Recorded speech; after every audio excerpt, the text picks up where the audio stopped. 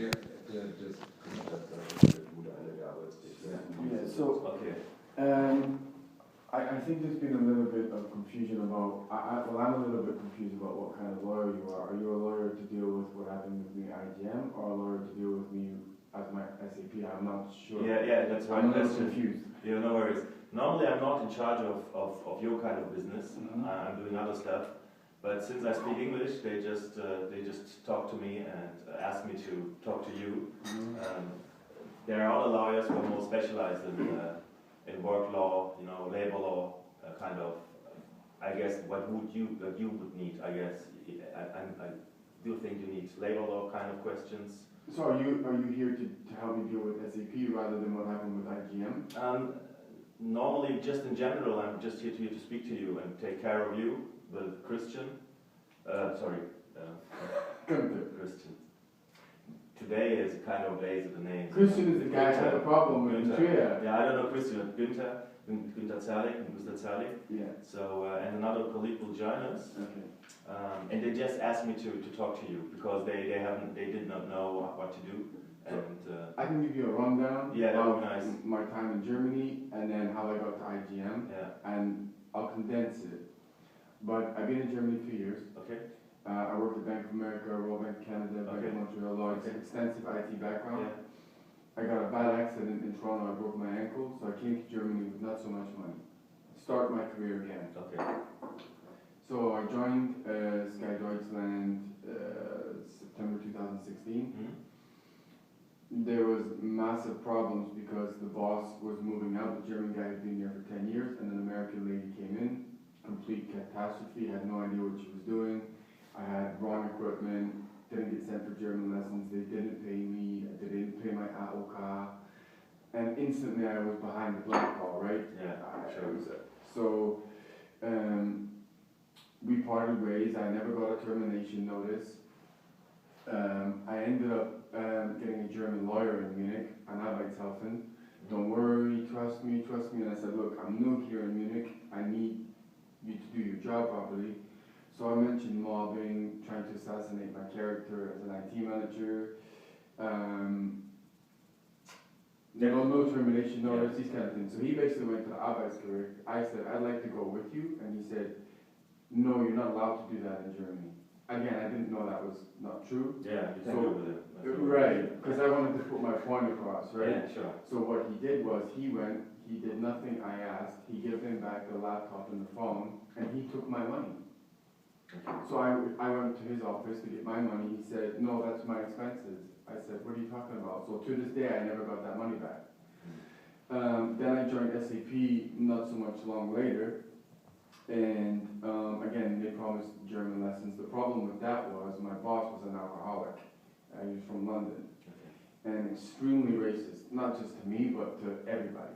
And then he took an extreme dislike to me, and he would be calling me a bitch, terrorist, because I'm darker. Like me. Yes, but what he would have, let's say the size of that cabinet, would be filled with drugs and alcohol, so it's SAP Hybris. Okay. And what he would do is he would have a bell on his desk, and anytime you ring the bell, regardless of what you were doing, if you did not run to that fridge and take some kind of drug, you were fired. If you called it soccer and not football, you were fired. Okay. And we had to address him as the supreme leader, not by his name, Andrew. And he gave me, I mean, it's funny, but like... No, it's not funny, it's just, I'm just laughing. Incredible. Yeah, it's therefore, incredible. Therefore. But the thing is, he was doing it in front of HR. Es ist noch niemand zu erreichen, ich habe es mobil probiert.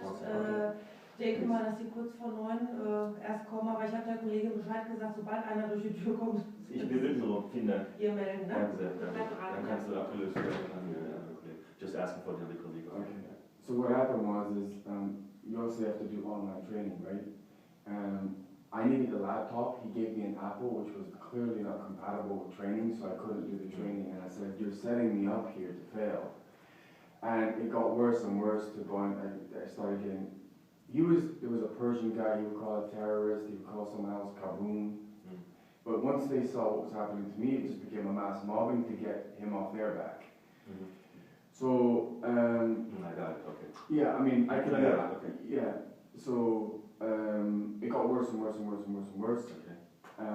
Sending out global emails, and I actually had instant messages from Canada, Poland, even in Germany saying we know what's going on in that office, we can't do anything. And the only reason is I'm a senior IT manager, he was only one level above me, Yeah. but he seemed to be able to do whatever he wanted. Okay. So I went to Waldorf, I had videos, pictures. Your headquarters there, I guess. Waldorf, the headquarters. That's right, Okay. SAP, yes. Yeah. I mean, I had emails from all Yeah. over the place, proof of what's going on, Okay. and they said, okay, you can't go back to that office, it's actually too dangerous. I said, what do you want me to do? They said, can you go on cranking gel? I said, but I'm not sick. I said, I'm stressed now, but can you just move me to another office? We're not sure what to do, so go on cranking gel. At that point, I realized SAP had not been paying my AOK. So I'm like, May I ask Yes. one question? Do you have a contract, I guess? You have a Yes. working contract, working papers. yes, They're all done, they're all filed. You receive your money, your salary no, each month. no, You did not, no, although you had the contract. yeah. And the thing is, they didn't even pay my AOK. The only reason I found out they didn't pay my AOK was I randomly went into the office and I said, everything's okay? They're like, oh, you're unemployed. I said, no, I'm working for SAP. That was 3 months, that's completely against the law. You have 8 weeks for the employer. Sky Deutschland and SAP both did that. So what happened But was... you haven't been a freelancer or something. You No, just no, you have a full-time real employee, full-time, German contract. Yes, yes, You signed them, yes. they signed it. Yes. Have you shown this contract to our agency in Trier, where you're actually from originally? I've not been able to do anything in Trier. Because of that boss in Trier, he has just been on my... Our boss? Yeah. Okay. Well, the chef in Trier. Yeah. That's one of the reasons I joined. So, to cut on. Okay, sorry. Yeah. Sorry. I couldn't get a lawyer in Munich to deal Okay. with SAP Okay. because you're in the same city. Mm-hmm. So I went to Hanover. Okay. This cranking gel thing, what happened was I would get a sick note, I would send it to them, and then it became, okay, this is not workable anymore, we're going to go to the Arbeitsgericht and we'll part ways. I said, okay, you give me my compensation, so I was waiting. And then what happened is, I got attacked 1 week before my Arbeitsgericht in Göttingen. Attacked by strangers or? Yes. Okay. And I ended up in Düsseldorf emergency. My cranking gal got stopped the same day from AOK. Okay. And the Hanover lawyer said, you're no longer in Hanover, and by German law, if you're no longer living in the same city as a lawyer, that's against the law, so I'm no longer your lawyer. I'm like, what? Again, I know that's not true, but at the time, I'm like, so I'm getting bombarded by everywhere. There's no doubt in my mind, SAP is pressurizing a lot of people. They're bullying people into doing. So again, now they basically, SAP said they terminated me 1 week before my 6 months probation was up. Okay. My lawyer in Hanover proved that was physically impossible, and I got past my 6 months probation. But since then, my AOK cranking gel never got paid. SAP said they made payments to my Commerce Bank, which is completely not true. So since October 17th, I've had absolutely nothing, and my money was going down and down because I was waiting in hotels and hostels just to get to the Arbeitsgericht, go away and see whether I want to stay in Germany or I just want to leave.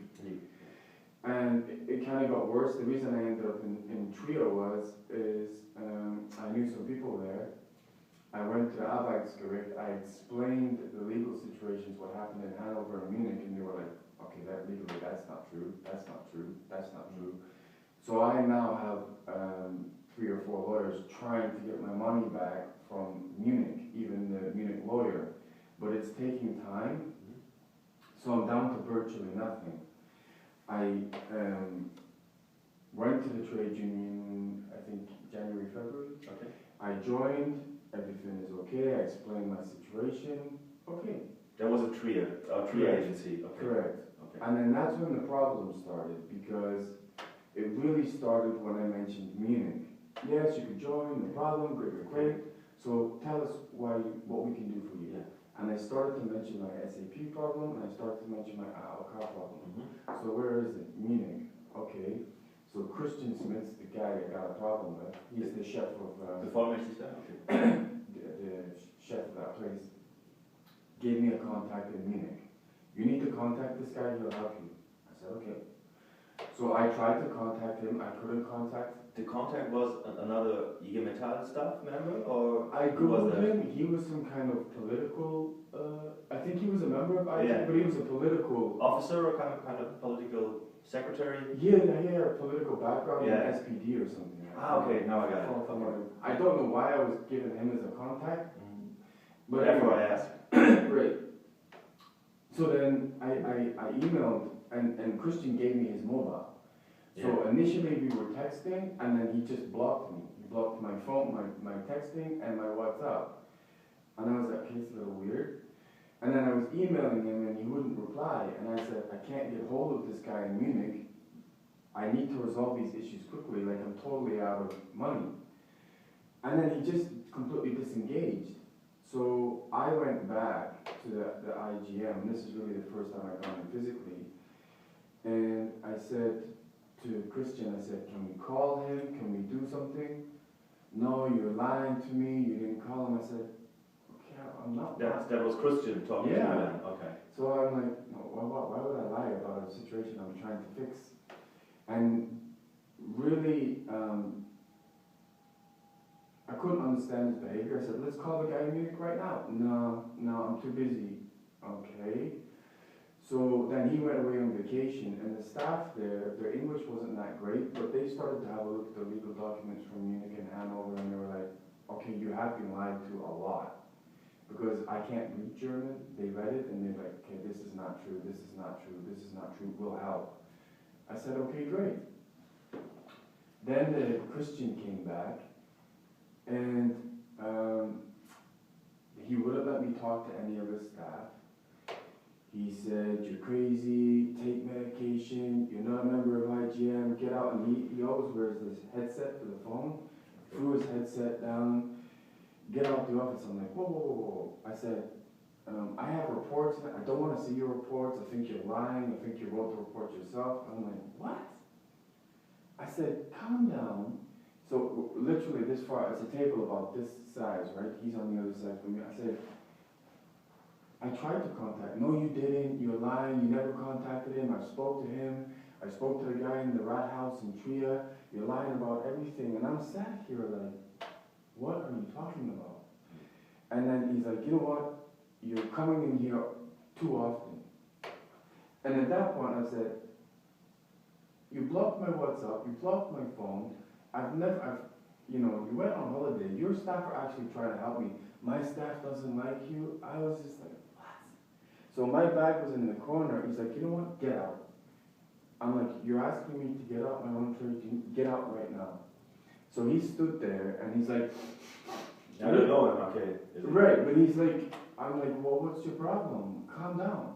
So I grabbed my bag and I'm going for the door. He stood in the doorway trying to intimidate me. I get pushed into the frame of the door. And I'm like, is this really totally necessary? He's screaming at me. The two fraus, one is the assistant, who was trying to help me before he turned up, and then another lady who works there. All the staff, to be honest, were quite nice. It was him. And then he's screaming at me. I'm like, you're really kicking me out, my own trade union? And he's like, I'm not only kicking you out, you're never a member of IGM again. Slammed the door. I'm like, get out the building right now. And my jaw was on the floor. I'm like, what? When was that? Last week or? No. This was like weeks ago. Weeks ago. So I've never really had any help from IGM. And the thing is, when it happened, I wrote an email, right, to IGM, and I said, I detailed chronologically exactly what happened. To whom exactly did you I can't remember. I'd have to look at my email, but I looked at your website and I picked out some people that looked important.